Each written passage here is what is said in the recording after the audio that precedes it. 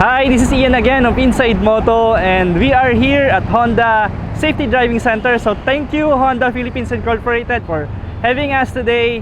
And napatest ride nyo na naman sa amin na napakarami yung lineup ng big bikes. And I've tried today yung Honda 650R. Pinakabago nilang technology is the e-clutch system, and it's really amazing to use that system kasi sanay tayo na nagka-clutch and medyo nakakapanibago siya sa simula, but then you realize na sobrang convenient niya, lalo na sa traffic.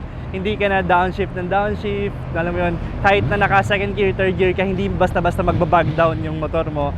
So it's really easy to use, perfect siya sa mga newbie or mga beginner rider na medyo nagkakaroon na ng skills and going up to big bikes and they want to try the middle weights. So ayun, congratulations Honda for this new technology, and thank you for having us here to try this new bike. Honda, number 1!